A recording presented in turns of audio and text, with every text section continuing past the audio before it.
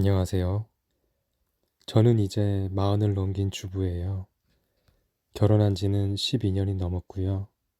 아이는 초등학교 4학년인 딸 하나를 키우고 있어요. 겉으로 보기엔 참 평범하고 조용한 가정이에요.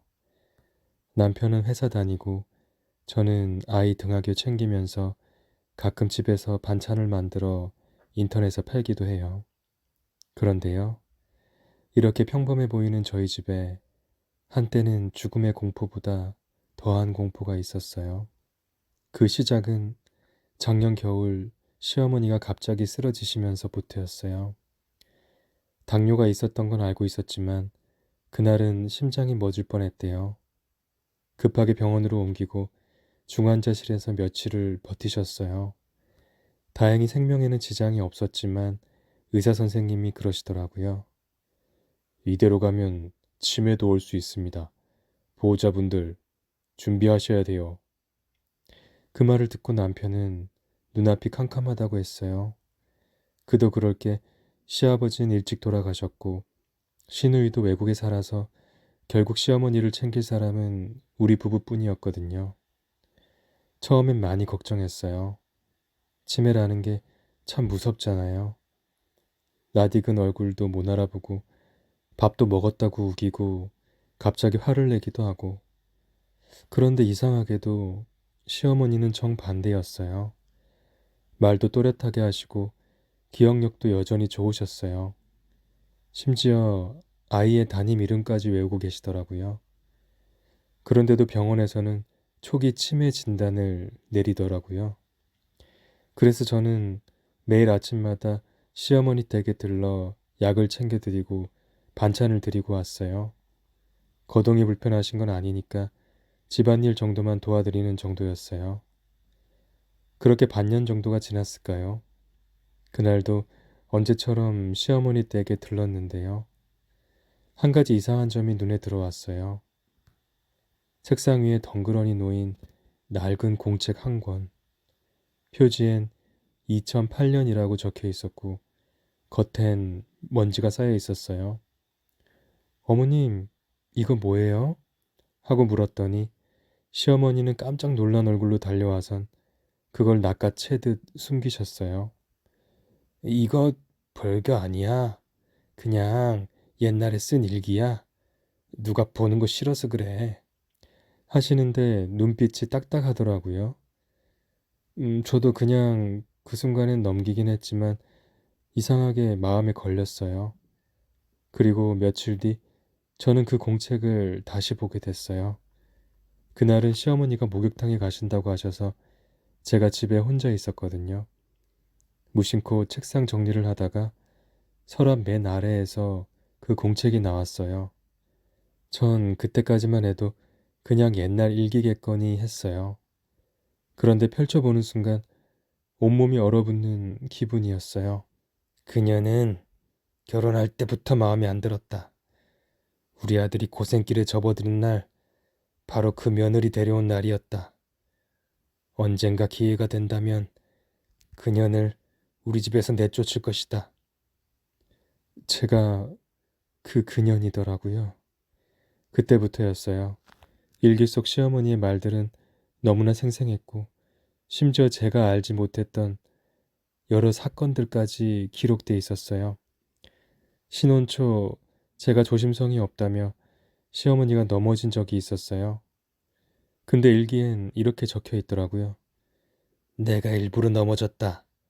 그래야 우리 아들이 그녀에게 소리라도 지를 테니까. 둘째 아이 유산했을 때 병원에서 이상하게 자궁염이 심하다고 했었거든요. 근데 시어머니의 일기엔 김치에다 그 약 조금 섞었을 뿐인데 그렇게 빨리 유산할 줄은 몰랐다. 저는 경악을 금치 못했어요. 그리고 정말 믿을 수가 없었어요. 이게 정말 치매 초기 환자가 쓴 일기인지 아니면 몇 년 전부터 꾸준히 계획하고 쓴 복수의 기록인지. 하루는 제가 조용히 남편에게 말했어요. 오빠, 어머님이 나를 미워하는 것 같아. 그냥 말로가 아니라 진심으로 나를 해치려는 것 같아. 그런데 남편은 웃더라고요. 에이, 우리 엄마가 무슨. 설마 그냥 민감해서 그런 거지. 제가 일기장을 보여주겠다고 하니까 그걸 왜 몰래 봐? 엄마 일기잖아. 그건 아니지. 그날 이후 남편은 저를 오히려 경계했어요. 그리고 며칠 뒤 그 공책은 사라졌어요. 시어머니가 없을 때 슬쩍 다시 찾으려 했지만 책상 서랍, 장롱까지 다 뒤져봤는데도 없더라고요. 그런데요, 더 소름 돋는 일은 그 다음에 벌어졌어요. 어느 날 딸아이가 갑자기 열이 펄펄 나는 거예요. 병원에 데려갔더니 장염이라고 하더라고요. 그런데 아이가 자꾸 말하더라고요. 할머니가 준 요구르트 먹고 배 아팠어. 그 말을 듣는 순간 온몸에 전율이 왔어요. 그리고 시어머니가 저를 보며 웃으시면서 하시는 말이 얘가 예민해서 그래. 그 요구르트? 유통기한 하루 지났나 봐. 그것도 모르고 그냥 줬네. 아이고, 내가 깜빡깜빡하네. 그 웃음 속에 뭔가 섬뜩한 게 있었어요. 그때부터였어요. 저는 매일 아이의 도시락도 새로 싸고 시어머니 댁 음식은 손도 안 댔어요.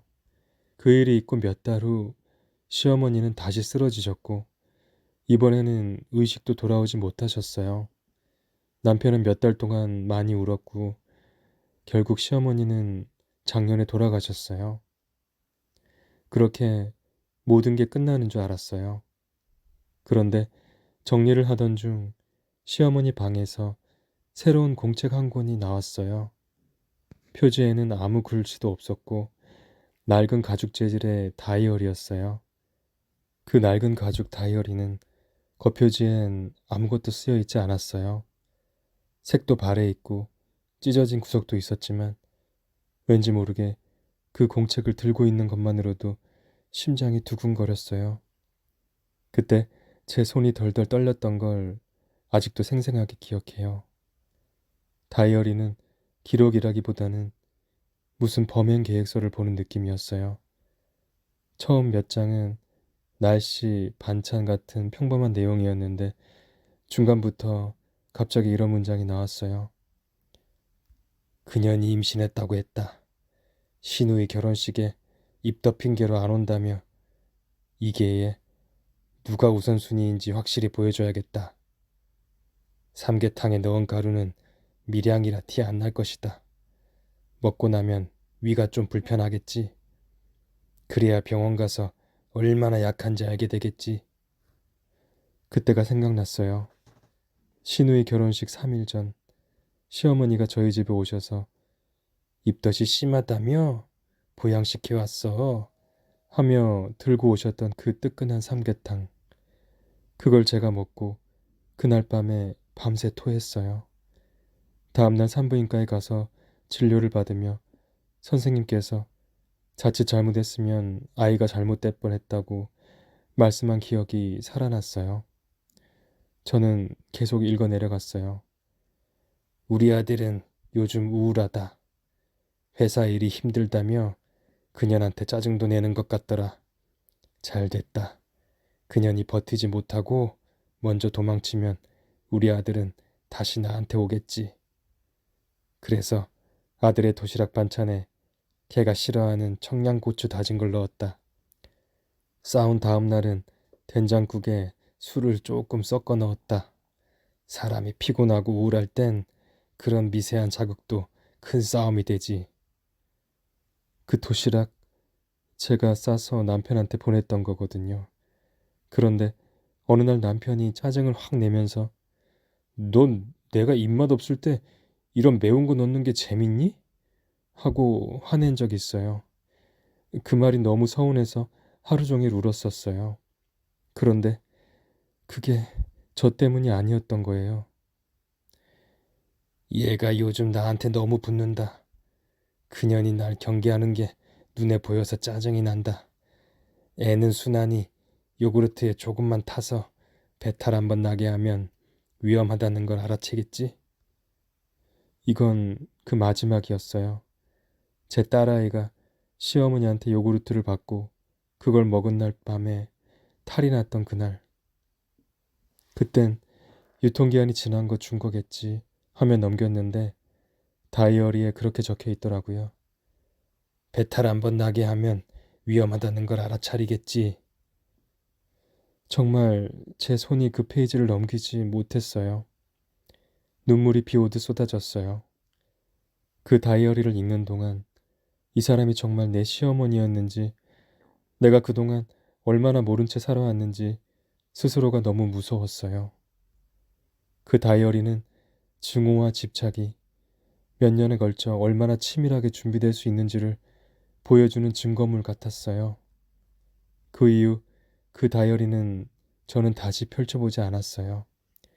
그냥 시어머니의 유품 박스에 넣어 다락방에 잠가뒀어요. 남편에게는 아직 말하지 않았어요. 그 사람 그런 거 보면 평생 엄마 얼굴도 못 떠올릴 것 같아서요. 어쩌면 이 모든 게 나만 알고 나만 기억하는 지옥일지도 모르겠어요. 하지만 그 다이어리를 읽은 날 이후 더 이상 아무것도 당연하게 믿지 않기로 했어요. 그게 살아남는 법이라는 걸 시어머니가 가르쳐 주셨으니까요. 이제는 그분도 세상에 안 계시고 저도 그 일기를 다시 펼쳐보진 않아요. 하지만 아직도 아이가 요구르트를 꺼내올 때마다 한 번쯤 냄새를 맡게 되네요. 사람 마음이란 게 참 무섭기도 하고 가끔은 너무 아픈 기록으로 남기도 하나 봐요. 이 얘기를 꺼내기까지 참 오랜 시간이 걸렸어요. 한 번쯤 이런 일도 세상에 존재한다는 걸 누군가는 알아줬으면 해서 이렇게 용기 내어 써봤어요. 지금까지 저의 긴 이야기를 들어주셔서 감사합니다.